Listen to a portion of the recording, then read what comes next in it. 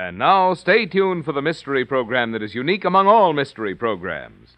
Because even when you know who is guilty, you always receive a startling surprise at the final curtain. In the Signal Oil program, The Whistler.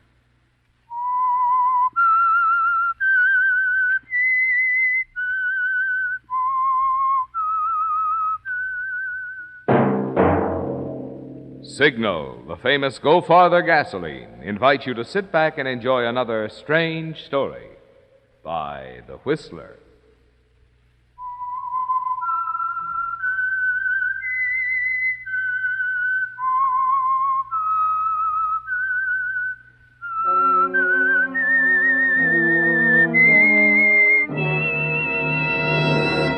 I am the Whistler, and I know many things, for I walk by night.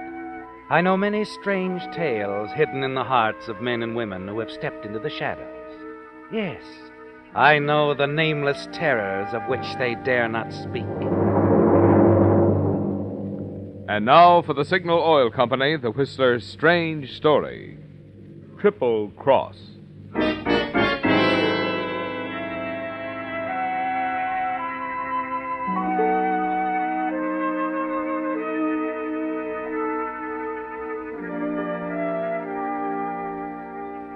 Ted Lucas stopped walking as the lights over the entrance of a small apartment building highlighted on the words El Congo. The expression on his tight-drawn face seemed to relax a little. He drew in his breath, then walked rapidly to the doorway, and inside paused at the directory. There he ran his finger down the posted list of names until... Claire Henderson, apartment 214. Well, baby, I've finally found you. Yes, Ted, you found her. After 6 months of running, hiding, you've decided to do the one thing Claire wouldn't expect you to do. Come out of hiding and find her, and make her pay for what she's done to you. You take the stairs to the second floor, follow the hall to apartment 214, and ring the bell. Come in, Jeff. The door's unlocked. You're early, darling. I'm just mixing a drink. You are early, Jeff. I thought you... Wrong on 2 counts, baby. I'm not Jeff, and I'm not early. I'm about 6 months late. Ted Lucas. What's the matter, Claire? Aren't you glad to see me? Well, Ted... Or are you just disappointed because I'm not Jeff? But how How'd did I find you? I just looked. Yeah, thanks. I think I will sit down. Oh, it's a nice little farm you have here. You must grow a lot of berries, huh? Well, I have a pretty good job. I'll bet you do. Claire Henderson, working girl. Where do you work? I should say who, huh? I'm secretary to Charles Seaton. Of the diamond importer. That's right. Well. It was very clever of you.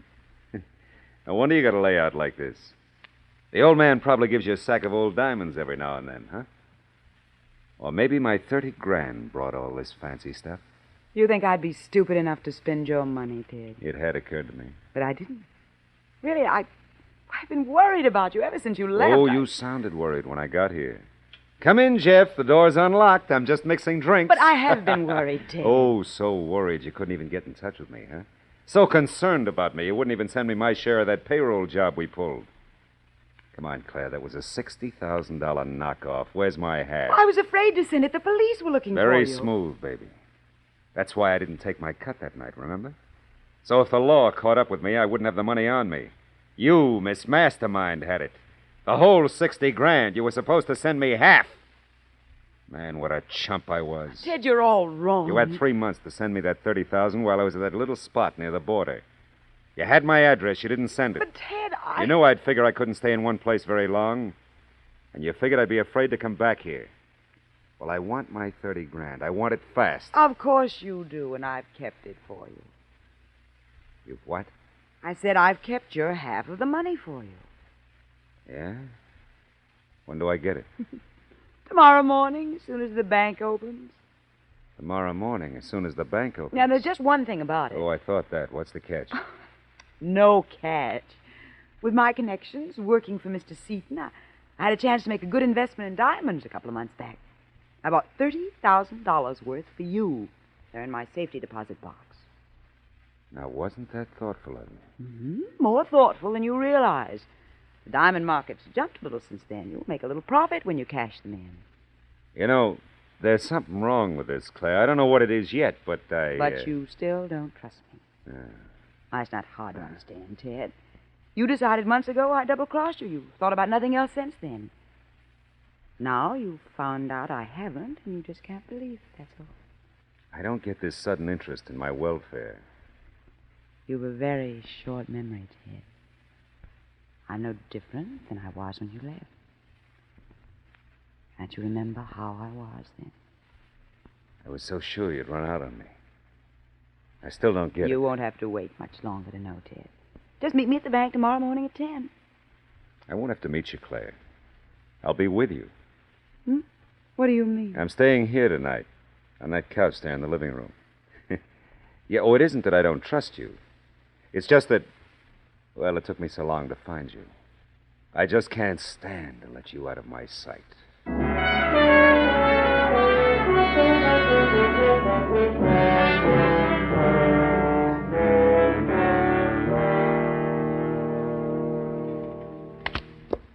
Jen! Well, it's 5 straight games you won. Looks like you can beat me at any game, huh?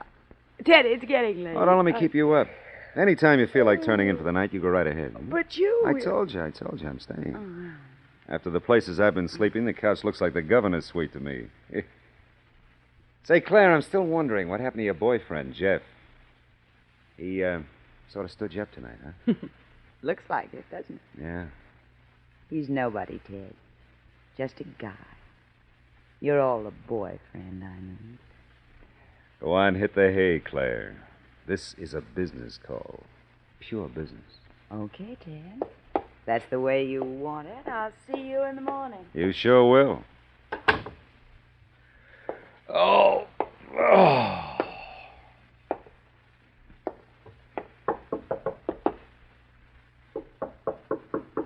You stare at the front door of the apartment in startled silence. Your first impulse is to answer the door, isn't it, Ted? But you quickly realize you can't be seen. Could be only Jeff, Claire's date for the evening. But it might be someone else, Ted. You realize you might have been followed. The police could have picked up your trail and want to talk about the payroll robbery. You move quickly through the apartment to the kitchen. There you find a service entrance into the main hall. Silently, you open the door, peer out at the figure standing with his back to you at Claire's front door. Just a man in a dark suit, Ted. Nothing distinguishing about him. But you take a good long look at him, then close the door noiselessly. And in a short time, you hear his footsteps fading down the hall. Ted, say, where are you? In the kitchen, Claire. You got any milk? In the refrigerator. Did I hear a knock on the door? No, I hit a table on the way to the kitchen. Oh. Well, good night, Ted. Night.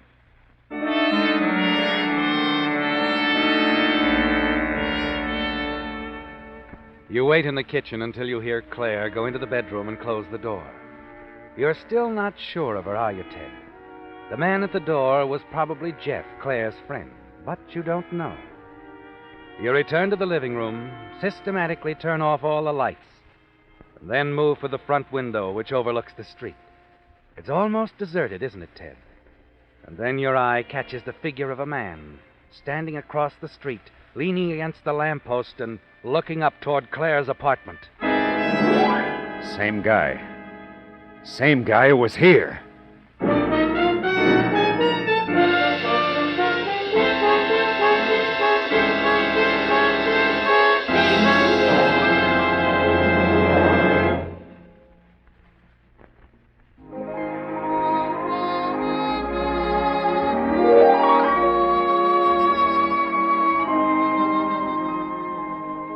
This is Cupid Miller, Marvin Miller, with a message especially for lovers. After all, folks who have never been in love wouldn't know how it feels to fall in love. And the Signal product I want to talk with you about tonight is going to make you fall in love all over again with your car. I'm referring to Signal Ethyl, the premium grade of Signal's famous Go Farther gasoline. You'll experience your first love when you touch the starter. and your motor springs to life instantly with Signal Ethyl. You'll know it's really love when you discover the peppy pickup of Signal Ethyl. And you'll agree Signal Ethyl is your one love when you see how its smooth, silent power rockets your car uphill without shifting or pinging. You want to know the reason for all this amour? Like any true sweetheart, this sweetheart of a gasoline brings out the best in any car of any age. So why not show your car that you really care? Treat it to a tank full of the best tomorrow. You and your car will love Signal Ethyl.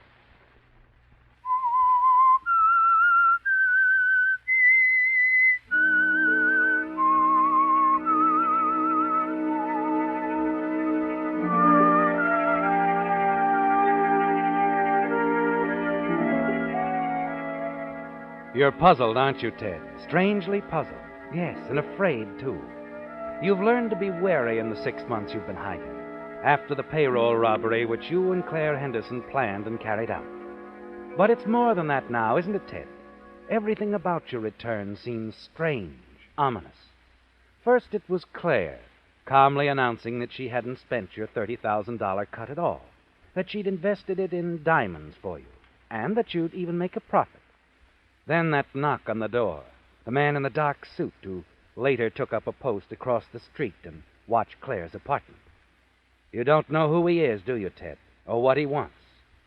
All through the long nights you sit there in the darkness of Claire's living room, turning the whole situation over in your mind. Shortly before morning, you doze off. It's nearly 10 o'clock when you awake with a start. Ted. Huh? What? Wake up. Oh, it's you, Claire.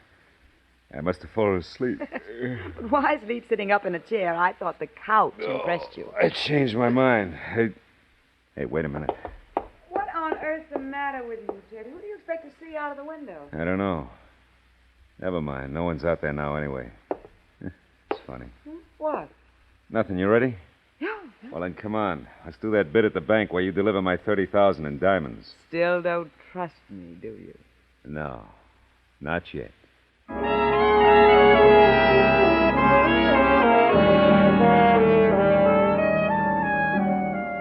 All the way downtown in the taxi, you divide your time between studying Claire and trying to determine whether or not you're being followed. Finally satisfied that no one is trailing you, you try to reconcile Claire's smiling confidence with the fact that she's about to deliver to you $30,000 in diamonds. It doesn't make sense, does it, Ted? Even as the two of you enter the bank and walk to the safe deposit box section, you're still goaded with suspicion and distrust. Stop looking so intense, Ted. If I didn't know better, I'd think you had plans to blow the bank up. Bars over the vault make me nervous, and quit ad-libbing. Let's get this thing over with. May I help you? Oh, hello, Miss Henderson. Hello, I'd like to get into my safety deposit box, please. We'll just sign a card, Miss Henderson. You bet. There we are. This way, please. You don't mind waiting for me out here, do you, Ted? Why should I? You've got to come out this way.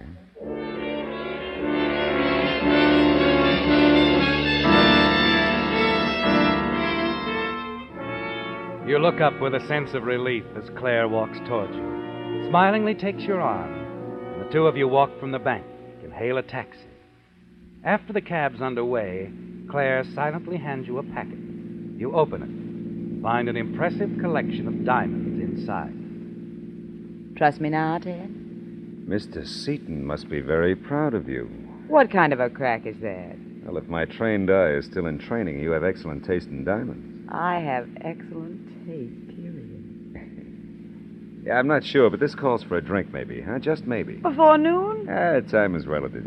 You got a particular hangout these days, or will the soothsayer do the trick? I haven't been there. 6 months. Yeah, by an odd coincidence, neither have I. Hey, driver, drop us at the soothsayer's, will you?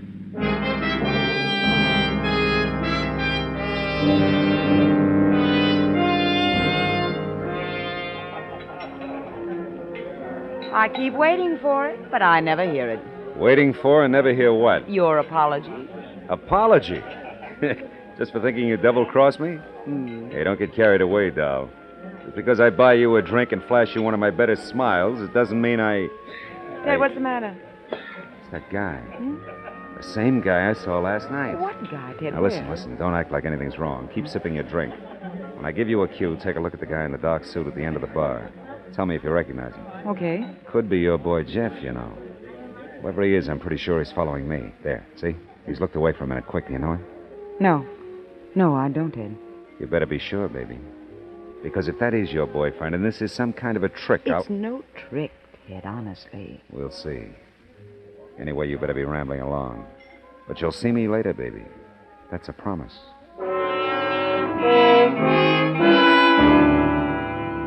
As Claire gets up, walks from the bar, you keep your eyes fastened on the man you feel certain is trailing you. You're certain this is the same man who knocked at Claire's door last night. And you're determined now to sell the diamonds before they cause you any more trouble. He's still standing with his back to you as you get up quickly, hurry unnoticed through the door behind you to the back hall, which leads to the rear entrance on an alleyway. Once there, you break into a dead run to the next corner and hurriedly hail a passing taxi. After a few blocks, you're certain you've lost the man you're sure was trailing you. You're driven to the office of an old friend.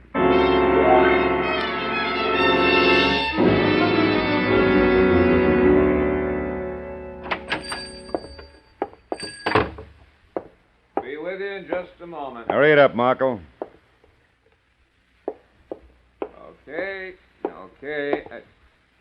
Well, Ted Lucas. Long time? No, see. Look, are we alone? Like lovers.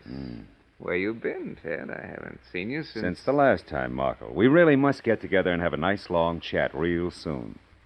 Right now, I want you to wrap your good eye around that jeweler's glass and tell me a nice story about these. Ah. You been heisting precious stones? They're a gift. Come on, Marco, hurry it up. Okay. Let's see now. Ah. You know what, Ted? These are diamonds. Real fine diamonds. They are, huh? Well, that much is good. Now, how about You got another friend like me, Ted? What do you mean? Where's the rest of the load? How come you're just trying to dump this much on me? Well, this is all I've got. Come on, how much, Marco? Now, look, don't try to chump me, Ted. Because if I unload these for you, I'll be doing you a big favor. Big. What do you mean? What's wrong with them? You said they were fine stones. They are. Fine and hot, too. They're hot? Plenty hot. This is only part of that Seaton job a couple of nights ago. Seaton? Seaton, the diamond importers? Yeah, Seaton's. Oh. Very smooth job, Teddy boy. You got the cops baffled, huh? Listen, Marco, how much are they worth? These here. Well, as they stand right now, about $35,000. Mm-hmm. But to fence 'em, I'll have to cut 'em, and then they don't bring so much. Maybe only 20 or so. I see. You better level with me, Ted. Haul out the rest of that Seaton load, and then maybe we can do business. But I won't handle any of it unless I handle it all. It's too dangerous. Yeah. Well, I guess you're right, Marco. Okay, I'll take these along and get the rest of the diamonds for you.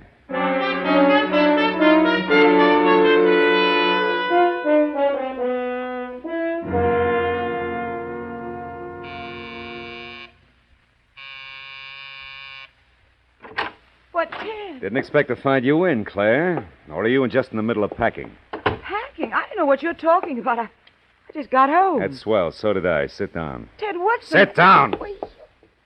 You know, I really admire you. You've really got talent. I don't know what you're talking about. Took me a while, baby, but I finally caught on for good this time. Telling me you worked at Seaton's. Man, how you worked there. But I did, Ted. I did. I quit a couple of weeks ago. And maybe got $75,000 in diamonds for severance pay? Sure you did. That's where your boy Jeff came in, isn't it? He probably did the dirty work for you, just like I did on the payroll job. Ted, will you listen to Ever me for a since moment? Shy showed up, he's been dogging my trail. He was going to put me away for you, wasn't he, Bright Eyes? Oh, no, Ted, nothing like that. Will you let me tell you? Okay, you tell me, and be quick. All right. We did do the Seaton job, Jeff and I, but the rest of it isn't true. I had no idea you were anywhere around.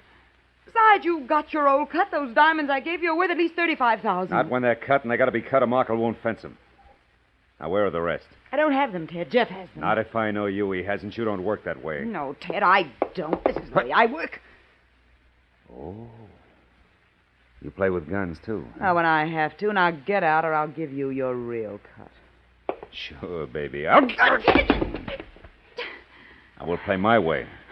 Where do I find Jeff? Listen, Better Ted, talk fast, Claire. Okay. He's at the Denton Arms, apartment 107. 107 Denton Arms, huh? I hope you're telling the truth, baby. You better be. If not, I'll be back and pay you off. Really pay you off.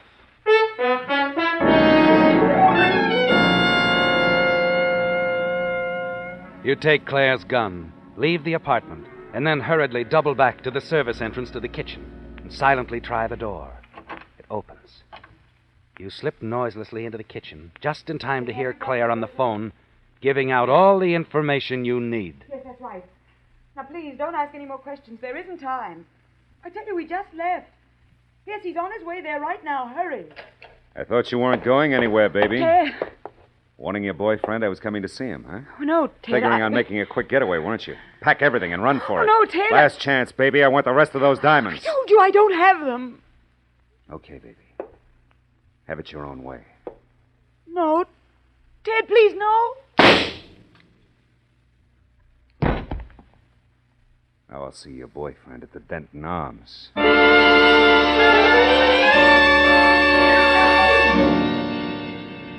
After shooting Claire, you slip her gun into your pocket and hurry out the back way of the apartment. The Denton Arms is less than 3 blocks away, and you decide it's safer to walk the distance, swallowed up in the late afternoon traffic. Your confidence grows with each step. You'll get the diamonds now, Ted, all of them. Just one more obstacle in your way, Jeff. And you're certain that won't take long. Then you'll make a quick deal with Markle and leave town. You enter the side door of the Denton Arms, blink at the late afternoon darkness of the halls, make your way to apartment 107. You listen at the door, no sound. And then, hearing a sound down the hall, you step quickly into a recess in the wall by the door. A man walks toward apartment 107, slows his pace just before he reaches it. It's the same man, isn't it, Ted? The man in the dark suit who's been following. Okay, you're covered. Hey, what is this? We'll talk inside. It's cozier. And I'll give you a clue. We'll talk about diamonds. Okay. If you say so. Come on, open up. I guess I forgot my keys. You're not very bright, are you? Try the knob. Maybe you left it unlocked. Inside. Now, smart boy, we're going to talk business. You and me. Looks like you've got me. You bet I have. I've got you just where I want you.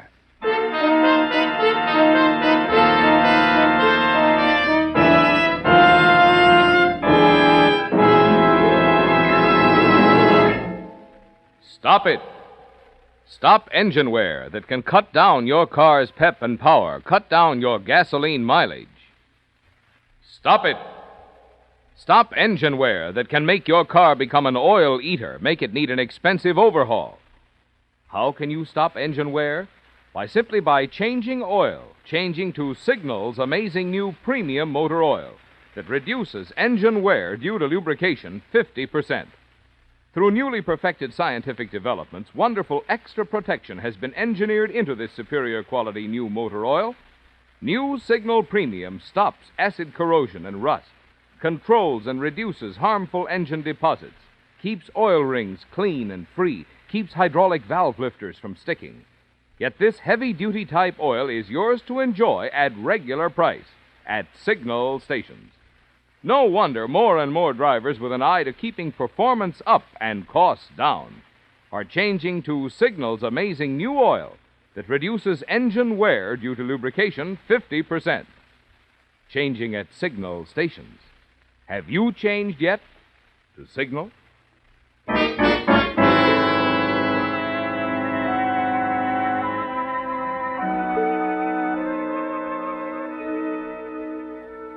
Well, Ted, you're beginning to track down and overcome all the obstacles, aren't you? With Claire out of the way, shot with her own gun, you have now only to deal with Jeff, her accomplice, Get the rest of the diamonds from him and get out of town before anyone knows you've returned. You're certain you'll be able to contact Markle later and dispose of it. Now you've ushered the man who's been trailing you into apartment 107 of the Denton Arms at the point of Claire's gun. It's nearly dusk now, and you fumble with your free hand to turn on a lamp.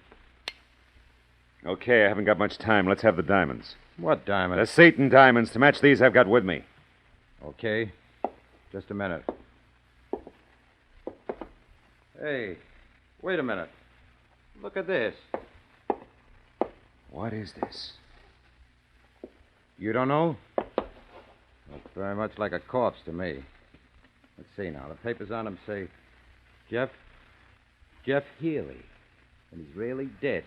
Shot. Jeff. He's Jeff. As if you didn't know. I didn't. I thought you were. So this is where you came this afternoon when you got away from me, hmm? No, Who are you? Linton's the name. Detective Linton, Robbery Division. Now, you better hand over that gun, Lucas. Thanks. That's better. But I don't get it. You've been following me around. Ever since I happened to see you go into the El Congo apartments the other night. Thought I'd see what you were up to before I talked to you about that payroll job. We think you pulled it about 6 months ago. Looks like you've branched out since then, huh? Into diamonds and murder. What are you talking about? The Seton diamond job. You're wrong. I didn't do that Seton job. It was a dame. Claire Henderson and this guy, Jeff Healy. She double-crossed me before. Now she's double-crossed him. Permanently. Could be. But you were pretty sure Jeff had some more diamonds, Lucas. Well, there's none on him now. Maybe I better take a look around the apartment. Won't do you any good. Claire Henderson, she had them even when I... How did you happen to come here? You said I'd shaken you off. A woman called headquarters. A woman? Yeah. She said if we come to the Denton Arms, apartment 107, we find the Seton fate and a murderer. Looks like she was right. She was phoning the cops. The little... I didn't do it, I tell you. Maybe not. But if you got the diamonds on you, like you said, and if this gun is the one that killed Jeff here, you've got an awful lot of explaining to do. I tell you, it was Claire Henderson. She was planning on skipping town and framing me. Maybe she was at that. Look, I'll give you a break, Lucas. Suppose you take me over to see her, and we'll find out what she has to say, hmm?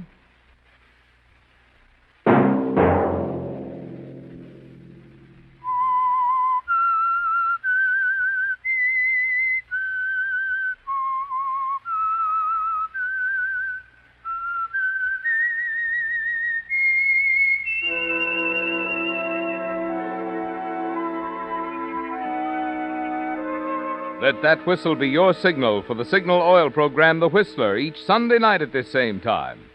Meantime, Signal Oil Company and the friendly independent dealers who help you go farther with Signal gasoline hope you'll remember. Regardless of what gasoline you use, you'll enjoy more miles of happy driving if you drive at sensible speeds, obey traffic regulations, and avoid taking chances. You may even save a life, possibly your own.